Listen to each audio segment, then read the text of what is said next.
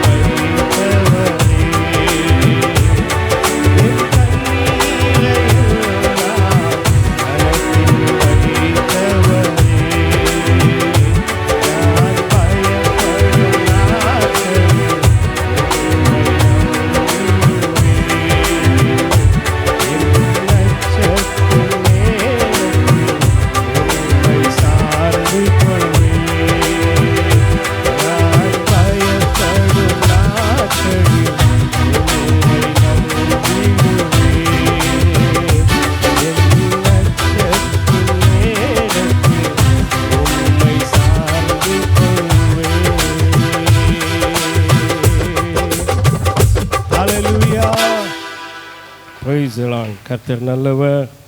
ஆமென். கர்த்தருடைய பரிசுத்தமுள்ள நாமத்துக்கு மகிமை உண்டாவதாக. நாம் தொடர்ந்து வேத வசனத்தை நாம் தியானிப்போம். நாம் வாசிக்க கேட்ட வசனத்திலிருந்து ஏசாயா 26ஆம் அதிகாரம் அதிலே 13ஆம் வசனத்தை நாம் வாசித்து தியானிப்போம்.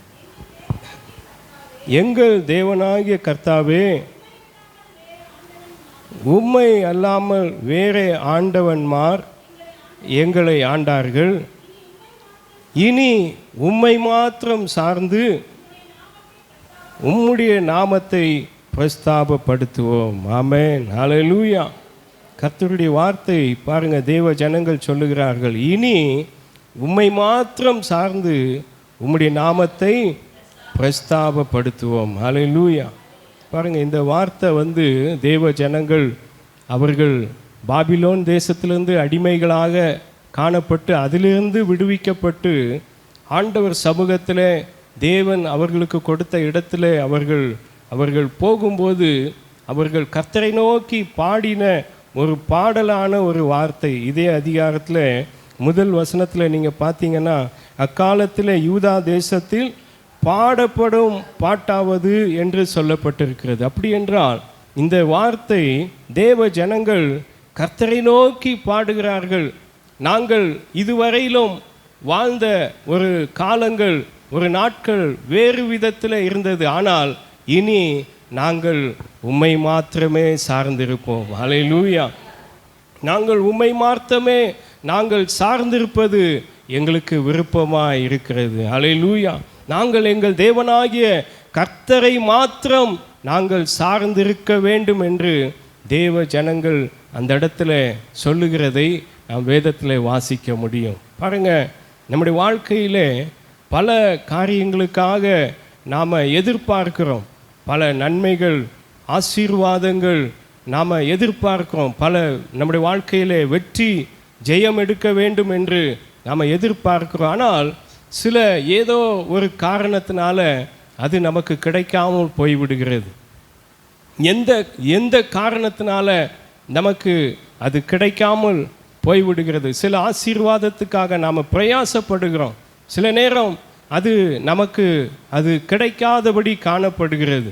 அது நமக்கு எந்த காரணத்தினாலே நமக்கு அது கிடைக்கவில்லை என்று சொன்னால், நாம் ஒரு சில நேரங்களில் நாம் பார்க்கும்போது நாம் கர்த்தரை சார்ந்திராமல் நாம் தேவனை விட்டு இருக்கிறதுனால, அவரை சார்ந்து இல்லாமல் இருக்கிறதுனால ஒரு சில நேரம் நம்முடைய ஆசீர்வாதம் அது சில நேரம் நமக்கு கிடைக்காமல் சில ஆசீர்வாதம் போய்விடுகிறது. நாம் சில நேரம் யோசித்து நாம் சிந்தித்து கொண்டிருப்போம். ஆனால் பல காரியங்களிலே நாம் விரும்புகிறோம், பல காரியங்களை நாம் விருப்பப்படுகிறோம், ஆசைப்படுகிறோம், எதிர்பார்க்கிறோம். இது என் வாழ்க்கையில் நடக்கணும், இது என் குடும்பத்தில் நடக்கணும் அப்படின்னு சொல்லி நாம் எதிர்பார்க்கிறோம். ஆனால் நாம் யாரை சார்ந்திருக்கிறோம் என்பதை நாம் சிந்தித்து பார்க்கணும். ஹல்லேலூயா. நம்முடைய கிறிஸ்தவ வாழ்க்கை என்பது இந்த உலகத்தையோ இந்த உலகத்தில் உள்ளவைகளையோ சார்ந்திருப்பது கிடையாது. கர்த்தரை மாத்திரம் சார்ந்திருப்பது தான் கிறிஸ்தவ வாழ்க்கை. ஹல்லேலூயா. இந்த உலகத்தின் மனிதர்களையோ யாரையோ நாம் சார்ந்திருப்பது நம்முடைய விசுவாச வாழ்க்கை கிடையாது. ஹல்லேலூயா. அதை தான் தேவ ஜனங்கள் சொல்லுகிறார்கள், இனி நாங்கள் உம்மை மாத்திரம் சார்ந்திருப்போம். ஹல்லேலூயா. கர்த்தாவே, நாங்கள் உம்மையே சார்ந்து இருக்க வேண்டும் என்று நாங்கள் விரும்புகிறோம் என்று தேவ ஜனங்கள் சொல்லுகிறார்கள். ஹல்லேலூயா. அப்படி என்றால் ஆண்டவருடைய வார்த்தை, கர்த்தருடைய செய்தி இன்றைக்கு அதுதான். நீங்கள் யாரை சார்ந்திருக்கிறீர்கள்? ஹல்லேலூயா. நம் தேவனாகிய கர்த்தரை நாம் சார்ந்திருக்கும் போது வசனம் சொல்லுகிறது, வேத வசனத்தில் பல இடங்களிலே சொல்லப்பட்டிருக்கிறது, நாம் கர்த்தரை சார்ந்திருக்கும் போது நமக்கென்று தேவன் வைத்திருக்கிற ஆசீர்வாதங்கள் ஏராளமாய் இருக்கிறது. ஹல்லேலூயா. ஆண்டவரை நாம் சார்ந்திருக்க வேண்டும் என்று இங்கே ஜனங்கள் சொல்லுகிறதை, வேத வசனம் சொல்லுகிறதை நாம் பார்க்கிறோம். ஹல்லேலூயா. இப்படி என்றால் பாருங்க, நாம் இந்த உலகத்தில் நாம் எதை சார்ந்திருக்கிறோம்? நம்முடைய குடும்பத்தில் யாரை நாம் சார்ந்திருக்கிறோம்? யாரை நாம் நம்பி இருக்கிறோம்? யாரை நாம் பின்பற்றி நாம் நடக்கிறோம்? யாரு, அதாவது நம்ம தனிப்பட்ட வாழ்க்கையில் நாம் யாரை சார்ந்து இருக்கிறோம்? பாருங்கள், உலகத்தில் அநேகர் பாருங்கள் பணத்தை சார்ந்து இருப்பாங்க. இந்த பணம் நம்மக்கிட்ட இருக்குது, நம்ம பணத்தை வச்சு எதை வேணாலும் சாதிச்சிடலாம், இந்த பணத்தை வச்சு எதை வேணாலும் செஞ்சிடலாம், நம்மக்கிட்ட எல்லாம் வசதி இருக்குது அப்படின்னு கூட ஒரு சிலர் நினைப்பாங்க.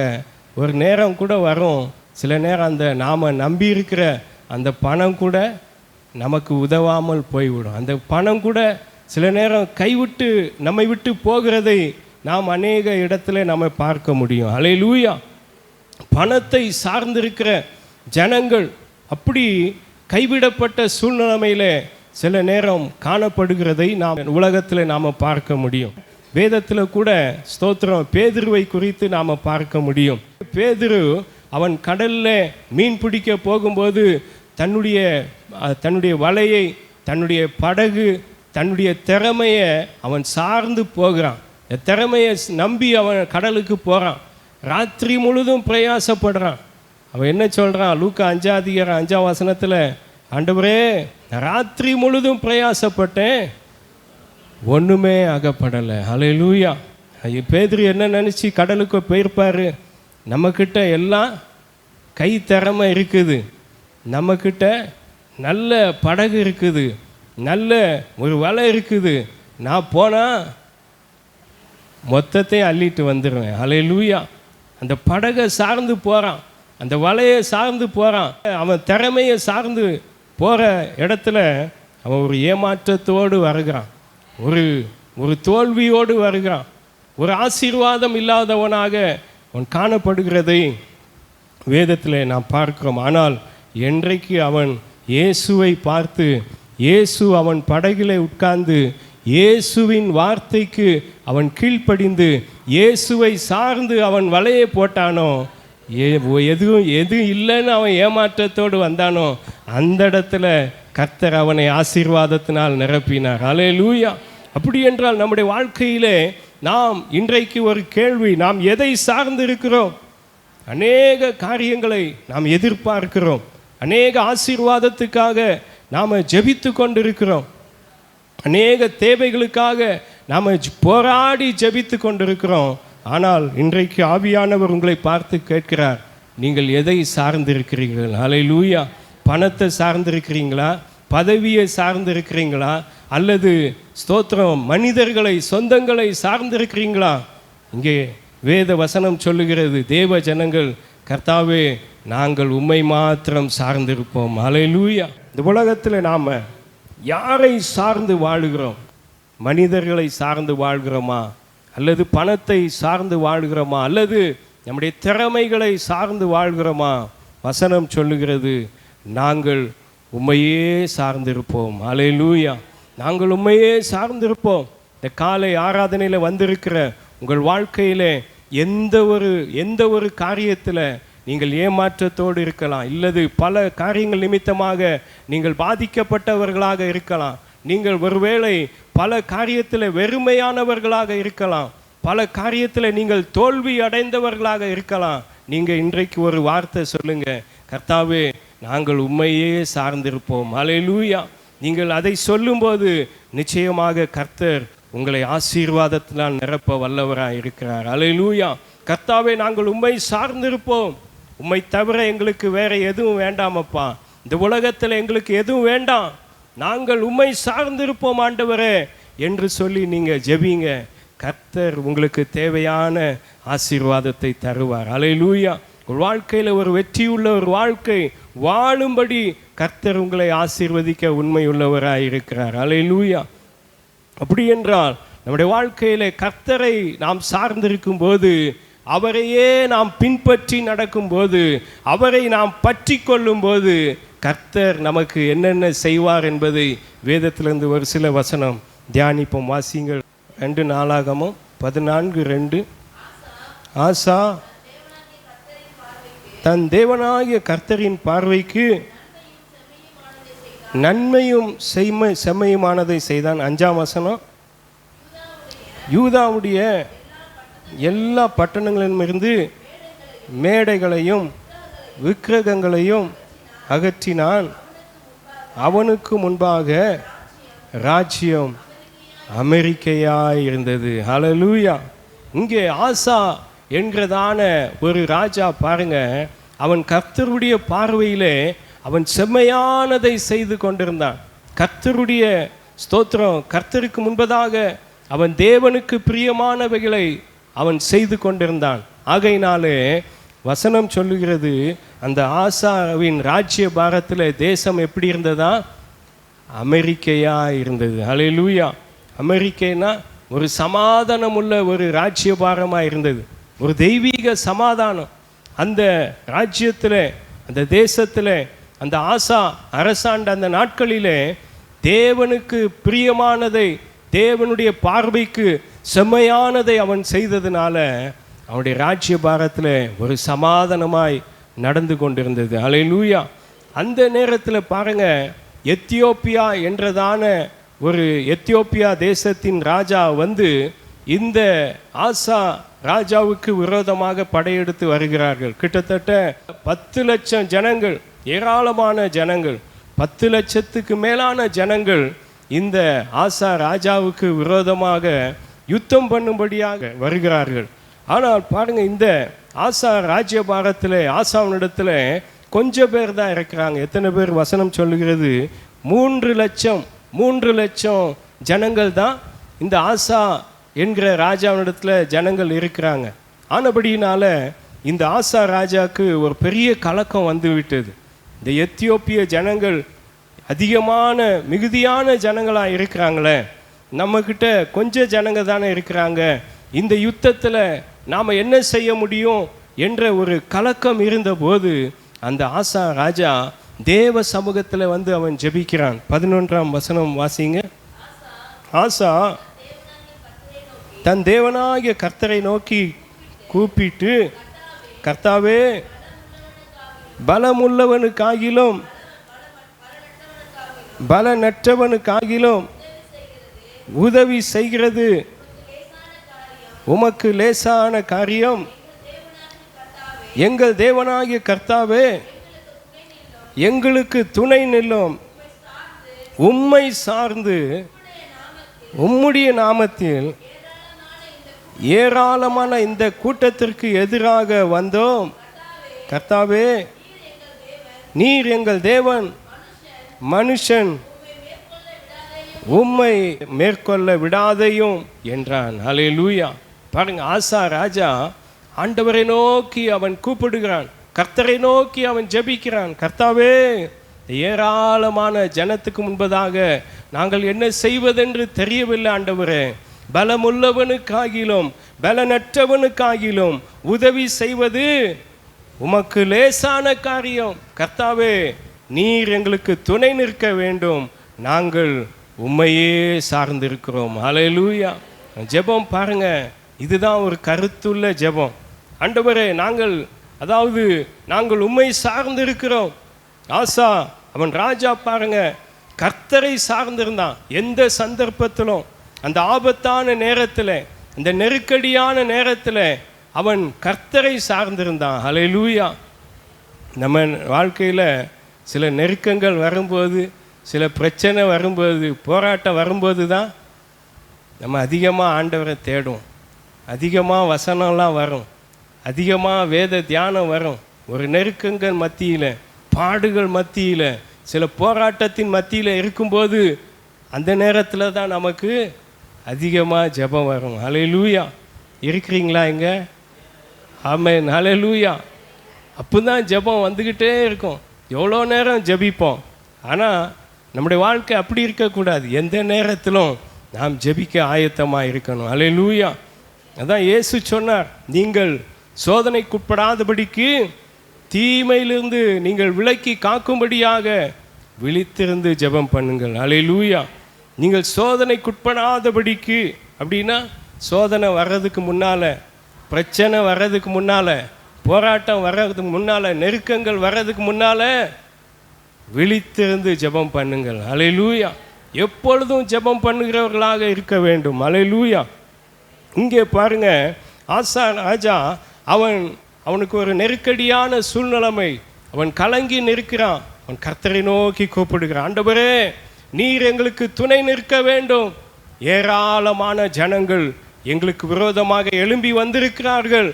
நீர் எங்களுக்கு துணை நிற்க வேண்டும். நீர் எங்களுக்கு உதவி செய்ய வேண்டும். நாங்கள் உம்மை சார்ந்திருக்கிறோம். அல்லேலூயா. ஆண்டவரை அவன் சார்ந்திருக்கிறான். பாருங்க, இந்த ஆசா ராஜா கிட்ட எத்தனையோ பராக்கிரமசாலிகள் இருந்தாங்க, எத்தனையோ யுத்த வீரர்கள், ரத வீரர்கள், எவ்வளவோ வீரர்கள் இருந்தாலும் அந்த ஆசா ராஜா அந்த மனிதர்களை அவன் சார்ந்திருக்கவில்லை. அல்லேலூயா. அவன் சொல்றான் பாருங்க, ஆண்டவரே நாங்கள் உம்மை மாத்திரம் சார்ந்திருக்கிறோம். நீர் எங்களுக்கு துணை நிற்க வேண்டும். அல்லேலூயா. ஆண்டவர் சமூகத்தில் அவன் ஜெபித்த போது கர்த்தர் அந்த யுத்தத்தில் ராஜாவுக்கு ஜெயம் கொடுத்தார். அல்லேலூயா. அந்த ஆசாவின் ராஜா அந்த நாட்களிலே கர்த்தர் அவனுக்கு ஜெயம் கொடுத்தார். அல்லேலூயா. அப்படி என்றால் நீங்கள் கர்த்தரை சார்ந்திருக்கும் போது அவர் உங்களுக்கு உதவி செய்ய வல்லவராக இருக்கிறார். அல்லேலூயா. எந்த சந்தர்ப்பத்திலும் எந்த நெருக்கடியிலும் ஆண்டவரை நோக்கி அவன் கூப்பிடுறான் பாருங்க, ஆண்டவரே பலமுள்ளவனுக்காகிலும் பலனற்றவனுக்காகிலும் உதவி செய்வது உமக்கு லேசான காரியம். நாங்கள் உம்மை சார்ந்திருக்கிறோம் ஆண்டவரே, நீர் எங்களுக்கு உதவி செய்யணும். அல்லேலூயா. நீர் எங்களுக்கு துணை நிற்கணும். அந்த ஜெபம்தான் நம்முடைய வாழ்க்கையில் ஒரு பெரிய ஜெயத்தை கொடுத்தது. அல்லேலூயா. அப்படி என்றால் நம்முடைய வாழ்க்கையில் நாம் எதை சார்ந்திருக்கிறோம்? இந்த உலகத்தின் மனிதர்களை நாம் சார்ந்திருக்கிறோமா? பணத்தை சார்ந்திருக்கிறோமா? அல்லது ஆள் பலத்தை சார்ந்திருக்கிறோமா? எதை நாம் சார்ந்திருக்கிறோம்? நாம் இன்றைக்கு சொல்லணும், கர்த்தாவே நாங்கள் உம்மை மாத்திரம் சார்ந்திருக்கிறோம். அல்லேலூயா. நாங்கள் உம்மை மாத்திரம் சார்ந்திருக்கிறோம். நீர் எங்களுக்கு துணை நிற்க வேண்டும். அப்படி நீங்கள் ஜெபிக்கும்போது உங்கள் இக்கட்டு நேரத்தில், உங்கள் நெருக்கத்தின் நேரத்தில் ஆண்டவர் உங்களுக்கு உதவி செய்ய வல்லவராக இருக்கிறார். அல்லேலூயா. கர்த்தரை சார்ந்திருக்கிறவர்களுக்கு தேவன் என்ன செய்கிறார்? அவர் உதவி செய்ய வல்லவராக இருக்கிறார். அல்லேலூயா. மத்தேயு எழுதின சுவிசேஷம் 15ஆம் அதிகாரம், அங்கே ஒரு ஸ்திரீயானவள் ஆண்டவர் சமூகத்தில் அவள் சார்ந்திருந்து ஆண்டவரை உறுதியாய் பற்றி கொண்டு அவள் உதவி கேட்கிறதை நாம் வாசிக்க முடியும். 25ஆம் வசனம், மத்தேயு 15. அவள் வந்து, ஆண்டவரே, அவள் பணிந்து கொண்டாள். அவர் அவளை நோக்கி, பிள்ளைகளின் அப்பத்தை எடுத்து நாய்க்குட்டிகளுக்கு போடுகிறது நல்லதில்லை என்று பாருங்க. இந்த இடத்துல ஆண்டவர் இந்த இடத்துல சொல்லுகிறார். அந்த ஸ்திரீயானவள் கானானிய ஸ்திரீயானவளாய் இருந்தாள். அதாவது அவருடைய மகளுக்கு ஒரு பிசாசினால் ஒரு பெரிய பிரச்சனை, போராட்டம். அந்த பிசாசு அந்த ஸ்திரீனுடைய மகளை அலக்களித்து கொண்டிருந்தது. குடும்பத்தில் வாழ்க்கையில் ஒரு நிம்மதி இல்லை, ஒரு சமாதானம் இல்லை, ஒரு கலக்கத்தோடு தினம் தினம் ஒரு போராட்டமான ஒரு நாட்களாய் காணப்பட்டது. அப்பொழுது இயேசுவை நோக்கி அவள் ஓடுகிறாள். தாவீதின் குமாரனே எனக்கு இறங்கும், இயேசுவே தாவீதின் குமாரனே எனக்கு இறங்கும் என்று சொல்லி ஆண்டவரை நோக்கி அவள் ஓடி போய் அவள் கேட்கிறாள், ஆண்டவரே நீர் எனக்கு உதவி செய்ய வேண்டும் என்று சொல்லி அவருடைய பாதத்தில் அவள் விழுகிறாள். அல்லேலூயா. அவள் ஆண்டவரை சார்ந்து கொண்டாள். இயேசுவை சார்ந்து கொண்ட போது கூட ஆண்டவர் அந்த இடத்துல எப்படி நிற்கிறாரு? கொஞ்சம் அமைதியாக தான் நிற்கிறார். அல்லேலூயா. அவர் அமைதலோடு இருக்கிறார். இந்த ஸ்திரீயானவள் இவள் எவ்வளோ நேரம் இவள் ஜெபிக்கிறாள், இவள் எவ்வளவு நேரம் காத்திருக்கிறாள் என்பதை ஆண்டவர் அந்த இடத்துல பொறுமையோடு பார்த்து கொண்டே இருக்கிறார். அப்பொழுது ஆண்டவர் சொல்லலாம், எல்லா சீஷர்களெல்லாம் இயேசு கிட்ட சொல்கிறாங்க, ஆண்டவரே இந்த ஸ்திரீக்கு நீங்கள் ஏதாவது ஒன்று சொல்லி அனுப்பிடுங்க அப்படின்னு சொன்னபோது ஆண்டவர் சொல்கிறார், நான் இஸ்ரவேல் ஜனத்துக்காக மாத்திரம்தான் வந்தேன், மற்ற எதுக்கும் நான் வரல அப்படின்னு சொல்கிறார். அல்லேலூயா. பாருங்கள், இயேசு அவர் உலகத்தின் இரட்சகர், எல்லாரையும் அவர் நேசிக்கிற தேவன். ஆனாலும் இந்த ஸ்திரீயானவளுக்கு ஒரு சின்ன பரீட்சை வைக்கிறார். அல்லேலூயா. ஒரு சின்ன டெஸ்ட் வைக்கிறார். இவள் எவ்வளோ நேரம் தேவ சமூகத்தில் காத்திருக்கிறாள், இவள் எவ்வளோ நேரம் என்னை நோக்கி கூப்பிடுகிறாள், இவள் எவ்வளோ நேரம் என்னை நம்பி வந்திருக்கிறாள் என்று சொல்லி ஆண்டவர் அந்த இடத்துல அமைதலாக இருக்கிறார். ஆனாலும் அவள் விடவே இல்லை. ஆண்டவரே நீர் எனக்கு உதவி செய்யணும் என்று சொல்லி அந்த ஸ்திரீயானவள் ஆண்டவருடைய பாதத்தை அவள் சார்ந்திருந்தபடினால அவர் சொல்லுகிறார், பிள்ளைகளின் அப்பத்தை எடுத்து நாய்க்குட்டிகளுக்கு நான் எப்படி போட முடியும் அப்படின்னு சொன்ன பிறகு கூட அவள் சார்ந்திருக்கிறத விடவே இல்லை. ஹல்லேலூயா. கர்த்தரை பற்றி கொள்ளத அவள் விடவே இல்லை. பாருங்க, நம்ம என்ன செஞ்சுருப்போம்?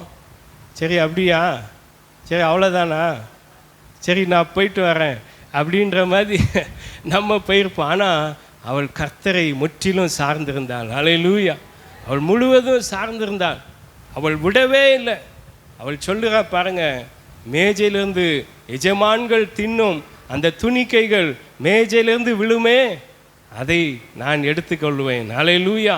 அந்த ஆசீர்வாதம் எனக்கு போதும் ஐயா, அந்த கொஞ்சம் ஆசீர்வாதம், அந்த துணிக்கைகள் எனக்கு போதும் என்று சொன்ன உடனே ஆண்டவருடைய உள்ளமே அங்கே பூரிச்சு போய்விடுது.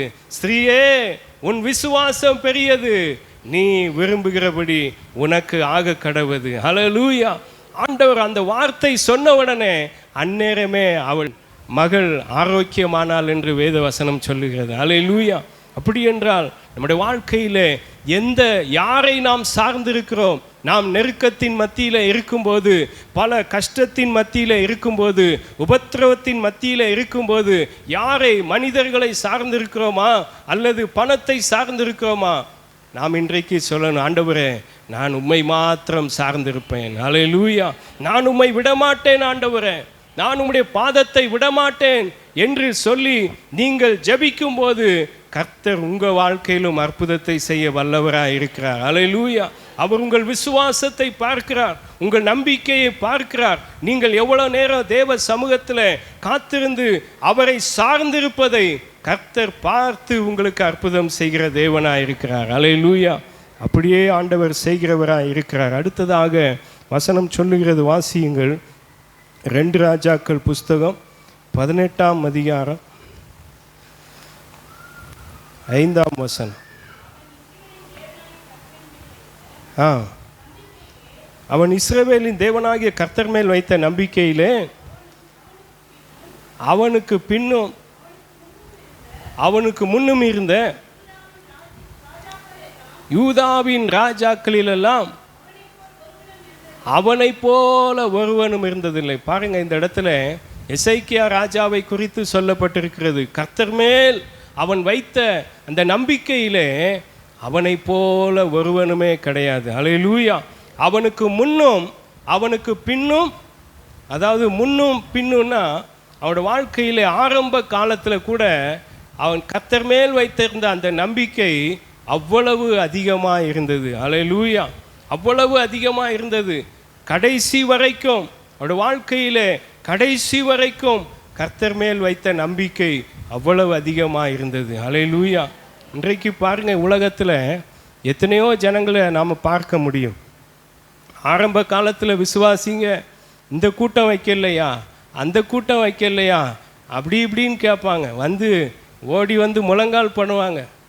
கொஞ்சம் நாளாக அப்படியே கொஞ்சம் பேக் அடித்து, வரணுமா, கூட்டத்துக்கு வரணுமா, வந்து தான் ஆகணுமா, உட்காரணுமா, அப்படின்ற மாதிரிலாம் நடக்குது. பாருங்கள், இந்த எசேக்கியா ராஜா அவனை போல ஒருவனும் இருந்ததில்லை. அவனுக்கு முன்னும் அவனுக்கு பின்னும் கர்த்தர் மேல் வைத்த அந்த நம்பிக்கையில் ஒருவனுமே இருந்ததில்லை. ஹல்லேலூயா. ஆனபடியினால் அடுத்த வசனம் சொல்லுகிறது, வாசிங்க. அவன் கர்த்தரை விட்டு பின்வாங்காமல் அவரை சார்ந்திருந்து கர்த்தர் மோசேக்கு கற்பித்த அவருடைய கற்பனைகளின்படியெல்லாம் நடந்தான். அடுத்த வசனம், ஆகையால் கர்த்தர் அவனோடு இருந்தார், அவன் போகிற இடமெங்கும் அவனுக்கு அனுகூலமாயிற்று. ஹல்லேலூயா. இன்றைக்கு ஆவியானவர் உங்களுக்கு சொல்லுகிற ஒரு வார்த்தை, நீங்கள் கர்த்தரை சார்ந்திருக்கும் போது நீங்கள் போகிற இடமெங்கும் உங்களுக்கு அனுகூலமாகும். ஹல்லேலூயா. கர்த்தர் உங்களோடு கூட இருப்பார். அவருடைய கற்பனைகளின்படி, அவருடைய வார்த்தையின்படி நாம் நடக்கும்போது அவர் உங்களோடு கூட இருந்து நீங்கள் போகிற இடமெங்கும் உங்களுக்கு அனுகூலமாகும். ஹல்லேலூயா. ஒருவேளை இதுவரையிலும் நீங்கள் போன காரியம் ஒருவேளை நடக்காமல் இருக்கலாம். போன காரியத்தில் சில ஏமாற்றங்கள் அடைந்திருக்கலாம். போன காரியத்தில் தோல்வியோடு ஒரு அவமானத்தோடு நீங்கள் திரும்பி வந்திருக்கலாம். இன்றைக்கு நீங்கள் கர்த்தரை சார்ந்து அவரை முன்வைத்து அவருடைய கற்பனைகளின்படி நடக்கும்போது நீங்கள் போகிற இடமெங்கும் உங்களுக்கு அனுகூலமாகும். ஹல்லேலூயா. நீங்கள் போகிற இடத்துல கர்த்தர் ஒரு அனுகூலமான கதவை திறப்பார். ஒரு வழி வாசலை திறந்து வைத்து நீங்கள் போகிற காரியத்தை கர்த்தர் வாய்க்க பண்ணுவார். ஹல்லேலூயா. ஆண்டவர் உங்களோடு கூட இருக்கிறார். ஆகவே இன்றைக்கு நீங்கள் இப்படி ஜெபிக்கணும். ஹல்லேலூயா. கர்த்தாவே, நான் உம்மையே நம்பியிருப்பேன். கர்த்தாவே, நான் உம்மையே சார்ந்திருப்பேன். நான் உம்மை மாத்திரம் சார்ந்திருப்பேன் என்று சொல்லி நீங்கள் ஜெபிச்சுட்டு போங்க. கர்த்தர் உங்களுக்கு அனுகூலமானதை செய்வார். ஹல்லேலூயா. ஆண்டவர் பாருங்க, அவன் எசேக்கியா ராஜா அவன் கர்த்தரை நம்பியிருந்ததுனால அவனுடைய வாழ்க்கையில் சரீரத்தில் ஒரு வியாதி வந்தது. ஒரு மரணத்துக்கு ஏதுவான வியாதி வந்தது. அந்த நேரத்திலும் அவன் கர்த்தரை தான் சார்ந்திருந்தான். ஹல்லேலூயா. வாசிங்க அந்த வசனம், 2 ராஜாக்கள் ஸ்தோத்திரம் 20ஆம் அதிகாரம், அதில் 2ஆம் வசனம். அப்பொழுது எசேக்கியா அவன் முகத்தை சுவர் பக்கமாக திருப்பி கொண்டு கர்த்தரை நோக்கி, கர்த்தாவே, நான் உமக்கு முன்பதாக உண்மையும் மன உத்தவமாய் நடந்து உமது பார்வைக்கு நலமானதை செய்தேன். என்னை கேட்டருளும், என்னை நினைத்தருளும் என்று சொல்லி அவன் விண்ணப்பம் பண்ணினான். ஹல்லேலூயா. பாருங்க, முதல் வசனத்தில் வசனம் சொல்லுகிறது, எசேக்கியா ராஜாவுக்கு ஒரு வியாதி, மரணத்துக்கு ஏதுவான வியாதி.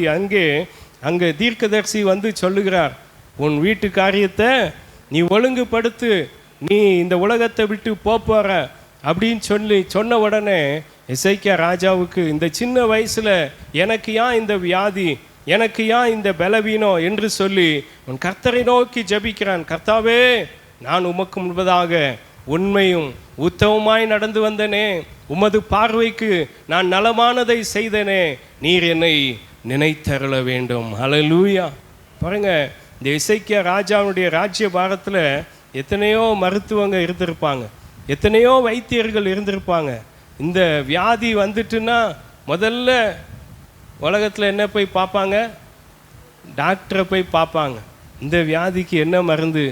இப்போல்லாம் அப்படி கிடையாது, கையிலே இருக்குது, செல்ஃபோனில் பார்ப்பாங்க. உடனே நம்ம என்ன மாத்திரை போடலாம், இந்த வலிக்கு, இந்த தலைவலிக்கு எதை போடலாம் அப்படின்னு சொல்லி, இதில் சைடு எஃபெக்ட் அது எதாவது இருக்குதா அதுக்கு போய் கூகுளில் செக் பண்ணி பார்ப்பாங்க. அப்படிலாம் காலம் போயிட்டே இருக்குது. ஆனால் பாருங்கள், இந்த எசேக்கியா ராஜா முதலாவது ஆண்டவர் சமூகத்தில் ஆண்டவரை சார்ந்து கொள்ளுகிறான். ஹல்லேலூயா. கர்த்தரை முதலாவது சார்ந்து கொள்ளுகிறான். அவன் வைத்தியர்களை சார்ந்து கொள்ளவில்லை, அவன் மருத்துவத்தை சார்ந்து கொள்ளவில்லை, அவன் கர்த்தரை சார்ந்து கொண்டு, கர்த்தாவே, என்னை நினைத்தருளும். ஹல்லேலூயா. அவன் கர்த்தரை சார்ந்ததுனால ஆண்டவர் என்ன சொல்லுகிறார்?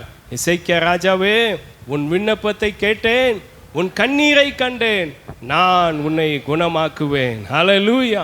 நான் உன்னை குணமாக்குவேன், நான் உன்னை சொஸ்தமாக்குவேன், நான் உனக்கு ஆரோக்கியத்தை வரப்பண்ணுவேன் என்று ஆண்டவர் இன்றைக்கு உங்களை பார்த்து சொல்லுகிறார். ஹல்லேலூயா. என்ன வியாதியாக இருந்தாலும் நம் தேவனால் செய்ய முடியாத அதிசயமான காரியம் ஒன்றுமே கிடையாது. ஹல்லேலூயா. நாம் என்ன செய்யணும்? நாம் கர்த்தரை சார்ந்திருக்க வேண்டும். ஹல்லேலூயா.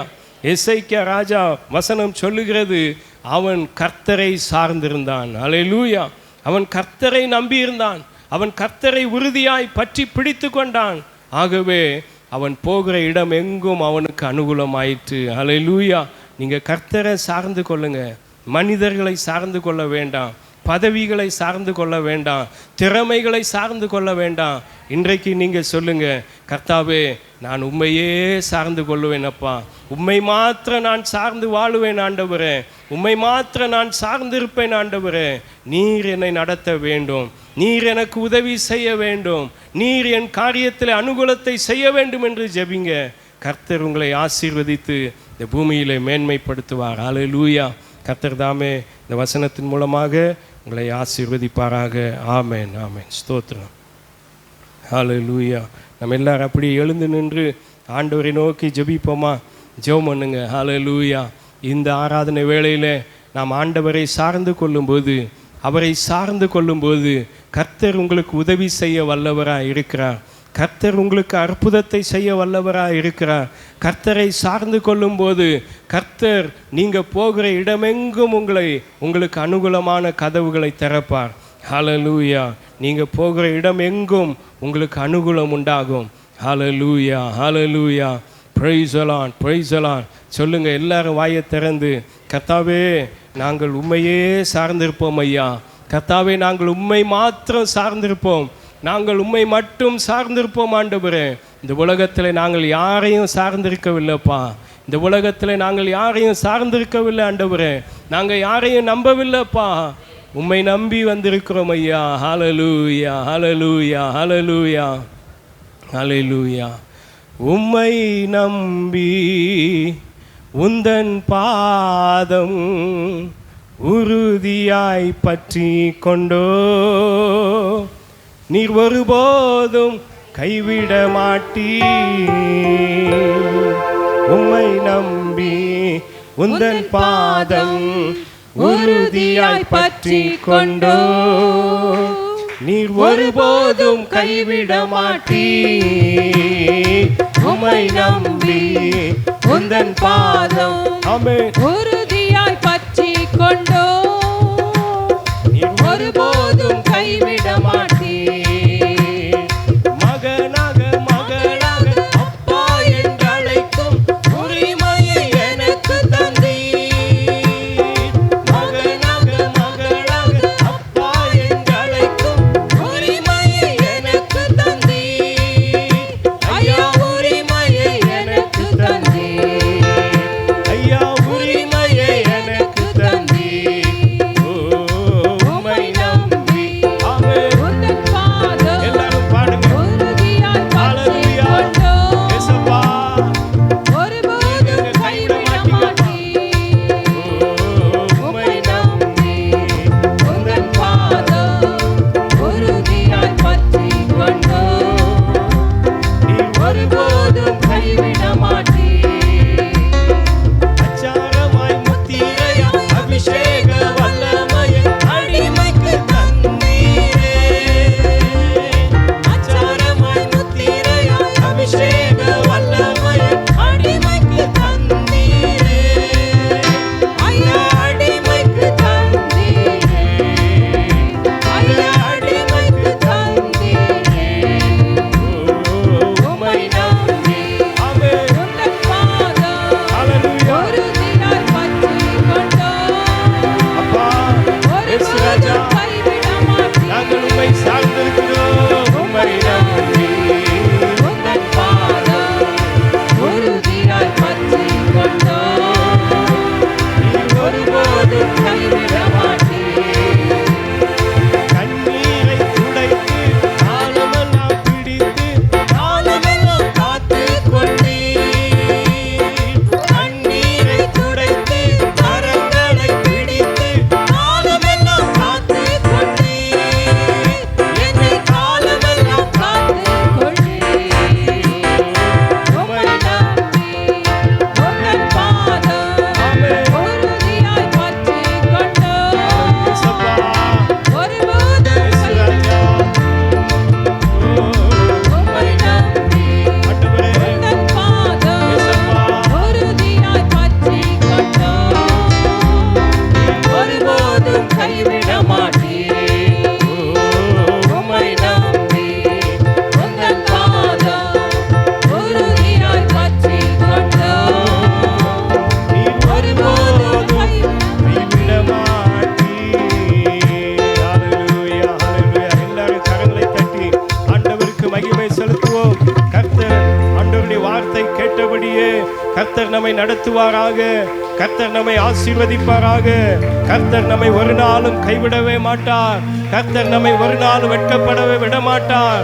கர்த்தரை சார்ந்து வாழுகிற நம்மை, கர்த்தருடைய பாதத்தை உறுதியாய் பற்றி படித்துக் கொண்டிருக்கிற நம்மை கர்த்தர் கைவிடவே மாட்டார். கர்த்தர் நம்மை விட்டு விலகவே மாட்டார். கர்த்தர் நம்மை மேன்மைப்படுத்துவார். கர்த்தர் நம்மை ஆசீர்வதிக்கிற தேவன். ஹல்லேலூயா, ஹல்லேலூயா, ஹல்லேலூயா. நன்றி ஆண்டவரே, நன்றி அப்பா. ஸ்தோத்திரம், ஸ்தோத்திரம்.